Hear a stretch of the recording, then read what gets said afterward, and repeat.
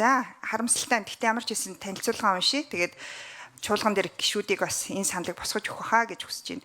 Төрийн байгуулалтын байнгын орны дарга эрхэм гишүүдээ Улсын хурал 126 гишүүнтэй болсноор нийгмийн олон тал төлөөлөл бүхий парламент бүрдэх нөхцөл бий болсон. Ингэснээр ард түмний сонгож байгуулсан төрийн эрх барих төлөөллийн байгууллагад сонгогдсон ажиллаж буй гишүүдийн хувьд өргөсөн тангарахтаа үнэнч байж бүрэн эрхээ хэрэгжүүлэхдээ авилга ашиг сонирхлын зөрчлөөс ангид байх шаардлага тэр хэрээр нэмэгдсэн.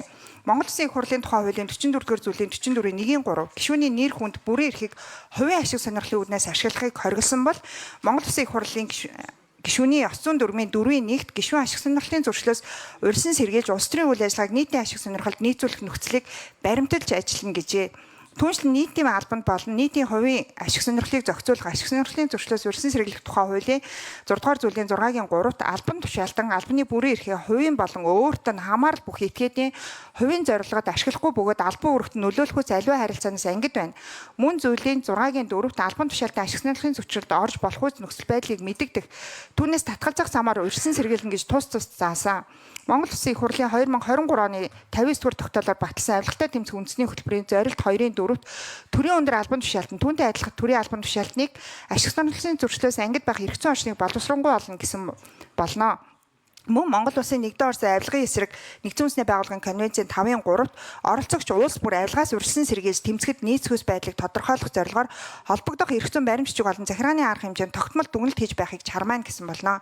Монгол Улсын хувьд авилгалын төсөөллийн индексээр сүүлийн 9 жилийн хугацаанд тогтмол оноо буурч 2024 оны байдлаар 180 орноос 114-т ирэмлэгдэж байсан бол 25 оны байдлаар 124-т ирэмлэгдэж байгаа бөгөөд нийтийн албан хаагч албан тушаалаа уруулан ашиглах авилгын эсрэг хууль тогтоомжийн хэрэгжилтийн үзүүлэлтээр хангалтгүй үнэлэгдсэн хэвээрээ байна. Парламент нийгмийн хөгжлийн үндсэн асуудлыг арчсан зарчмаар шуурхаа шийдвэрлэхийн тулд үйл ажиллагааныхаа үр өгөөжийг дээшлүүлэх тухай бүр боловсронгуй олгож байх ёстой институт, төрийн эрх барих, дээд байгууллагын хувьд бусад байгууллагын хувьд үлгэр жишээ байх учиртай.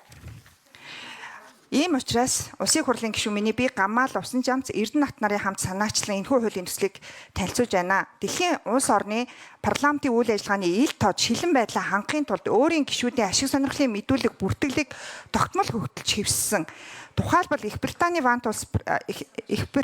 улсын парламентад ашиг сонирхлын бүртгэл тогтмол хөтэлдэг бөгөөд тухайн чуулганаар хилцэж буй асуудлын талаар гишүүдийн хийсэн мэдэгдэл, тухайн гишүүдийн цалин ус, шагнал урамшуул, гадаад дотоод томилтод зарцуулсан зардал зэргийн талаар тогтмол мэдээлж хэвшжээ. Европарламент өөрийн гишүүдийн санхүүгийн ашиг сонирхлын бүртгэлийг тогтмол хөтэлдэг бөгөөд уг бүртгэл парламентын албан ёсны веб хуудасд нээлттэй байршдаг. Нийтийн мэдээллийн ил тод эдлийн тухай хуулийн 7-гийн 2-т хуульд ил тод нээлттэй байхаар заасан эсвэл хязгаарлалтай болон хаалттай мэдээлэлд хамаарахгүй мэдээллийг нээлттэй мэдээлэл гэж үзэн гэсэн ба нийтийн албанд болон хувийн ашиг сонирхлыг зохицуулах тухай хуулийн 25-ийн 1-т албан тушаалтны хувийн ашиг сонирхлын мэдүүлэг нээлттэй байна гэж тус заасан.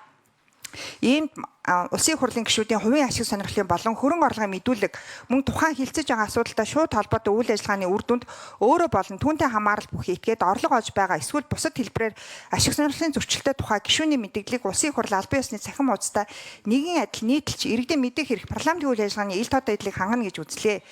Монгол Улсын их хурлын тухай хуулиар гишүүн тодорхой асуудлаар ашиг сонирхлын зөрчилтэй бол хянан шалгах чиг үүрэг бүхий ажлын хэсгийн бүрэлдэхүүнд орохыг хориглосон. Энэхүү хязгаарлалтыг хууль тогтоомжийн төслийг хилцүүлэх бэлтгэх үүрэг бүхий ажлын хэсэгт мөн адил хамаарахаар зохицуулах нь Монгол Улсын их хурлын тухай хуулийн 8-1-ийн 23 заасан үүргийг бодиттой хэрэгжүүлэх механизм бүрдэнэ гэж үзлээ. Дэлхийн ихэнх улсын парламентд хилцэж буй асуудлын талаар ашиг сонирхлын зөрчилтэй тохиолдолд санал хураалтад оролцохгүй байх замаар тухайн асуудлаарх байр суурьаа илэрхийлдэг жишг түгээмэл байна. Энэхүү жишг нь зөвхөн тухайн гишүүн өөрөө болон түүний гэр бүлийн гишүүдээр хязгаарлагдахгүйгээр эцэг их төрсэн ах эгчдүү нэгмэл сонирхтой этгээдийг ч мөн хамаардаг. Гэвч өнгөрсөн хугацаанд Монгол Улсын их хурлын чуулганы дэгийн тухай хуулийн 10 дугаар зүйлийн 10 дахь хэсгийн хэрэгжилт хангалтгүй улмаас гишүүд ашиг сонирхлын зөрчилтэй асуудлыг чуулганы хуралдаанаар хилцэх үед санал хураалтад оролцохгүй байх үүргээ санаатаа болон санамсаргүй шалтгаанаар тухай бүр биелүүлж чадахгүй ирсэн байдаг. Энэ тухай лавлгаа авч үзэхэд ийм тохиолдол ердөө 2 удаа тохиолдож исэн байна.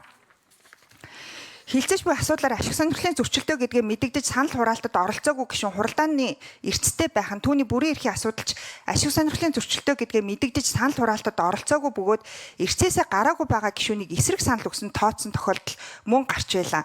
Түүнчлэн Улсын хурлын чуулганы хуралдааны дэгийн тухай хуулийн дугаар зүйлийн 11 дэх хэсэг тухайн өдрийн хуралдаан эхлэхэд эрсэд бүртгүүлсэн гишүүн чөлөө аваагүй хүндэтгэн үзэх болон хуулийн 7-гийн 5 заасан эсэргүүцэх шалтгаантайгаа мэдэгдэлгүй хуралдааныг орхиж гарсан эсвэл бүртгэлээс гарсан бол түүнийг хуралдааны эрсэд оруулж тухайн асуудлаар санал хураахад эсрэг санал өгсөн тооцно гэсний дагуу бүртгэлээс гарсан ч эсрэг санал өгснөөр тооцох эрсдэлтэй байна.